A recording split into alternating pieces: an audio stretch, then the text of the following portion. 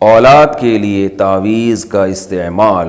اولاد اگر نہیں ہوتی، بار بار حمل گر جاتا ہے، تو کیا تعویذ وغیرہ لینا پہننا یہ سب جائز ہے یا شرک ہے؟ دیکھیں، اگر تعویذ کا مضمون جائز ہے، اس میں اللہ سے مدد مانگی گئی ہے، کوئی قرآنی آیت لکھی گئی ہے یا کوئی دعا لکھی گئی ہے، تو وہ شرک تو نہیں ہو سکتا، کیونکہ اس میں تو اللہ سے مدد مانگی گئی ہے، تو وہ شرک کیسے ہو گیا؟ یہ جو بعض لوگ کہتے ہیں نا کہ تعویذ کا استعمال شرک ہے، تو یہ تو کامن سینس کے خلاف بات کرتے ہیں۔ اگر کسی نے تعویذ میں لکھ دیا یا اللہ مدد، تو یہ شرک کہاں سے ہو گیا؟ یہ جو حدیث میں آتا ہے نا تعویذ شرک ہے، تو اس سے وہ تعویذ مراد ہے جو شرکیہ تعویذ ہو، کیونکہ زمانے جاہلیت میں شرکیہ تعویذ لوگ استعمال کرتے تھے، تو شرک تو نہیں ہے یہ، لیکن کوئی اتنا اچھا کام نہیں ہے، شریعت میں اس کو پسند، کوئی ایسی اس کی ترغیب نہیں ملتی ہمیں تعویذوں کے استعمال کی۔ تو جائز ناجائز ہونا، شرک ہونا نہ ہونا ایک الگ بحث ہے، لیکن اگر آپ چاہتے ہیں آپ کے مزاج میں توحید راسخ ہو جائے، اللہ پہ اعتماد اور توکل راسخ ہو جائے،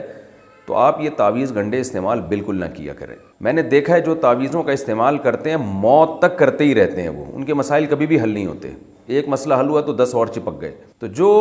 اہل اللہ کا طریقہ رہا ہے، علماء کا اکثر زیادہ تر علماء کا طریقہ رہا ہے، وہ یہی ہے کہ جب کوئی پریشانی ہو اللہ سے دعا مانگیں۔ حضرت زکریا علیہ السلام کی اولاد نہیں ہو رہی تھی، تو ہمیں نہیں ملتا انہوں نے کوئی تعویذ لٹکایا ہو یا ان کی زوجہ نے کوئی تعویذ لٹکایا ہو، دعا مانگتے رہے اللہ تعالیٰ سے، اور بالآخر بڑھاپے میں بھی اللہ سے دعا مانگی، یرثنی و یرث من آل یعقوب، اے اللہ مجھے اولاد دے دے جو میری اور آل یعقوب کی وارث بنے۔ اور کیا ہے، لم اکم بدعائک رب شقیا، اللہ میں تیری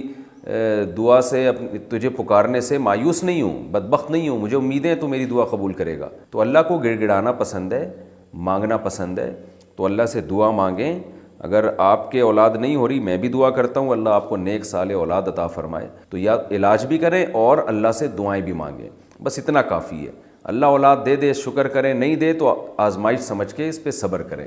یہ ان چیزوں میں نہ پڑیں، کیونکہ ان چیزوں کی کوئی انتہا نہیں ہے، حد نہیں ہے، کیونکہ پھر ایک تعویذ نہیں، پھر دائیں دباد میں بھی تعویذ، پھر گلے میں بھی تعویذ، پھر وہ پنڈلیوں میں بھی دھاگے بندھے ہوئے ہوتے ہیں، پتہ نہیں کیا کیا عجیب سی چیزیں باندھی ہوئی ہوتی ہیں، دیکھنے میں بھی انسان عجیب سا لگ رہا ہوتا ہے۔ تو یہ چیزیں غیر مسلموں پہ، ہندوؤں پہ اور اس طرح کے باطل عقائد والوں پہ سوٹ کرتی ہیں، اچھے لوگوں پہ، صحیح عقیدہ والے لوگوں پہ یہ چیزیں سوٹ نہیں کرتی، ان کے مزاج سے میچ نہیں کرتی ہیں۔ تو جائز ناجائز کی بحث میں پڑے بغیر میں ویسے آپ کو ترغیب دے رہا ہوں کہ آپ ان چیزوں سے اپنے آپ کو بچا کے رکھیں، اللہ آپ کے سارے کام انشاءاللہ بنائے گا، ویسے ہی بنا دے گا، دعاؤں سے بنائے گا۔ دعا کو فوکس کیا کریں زیادہ۔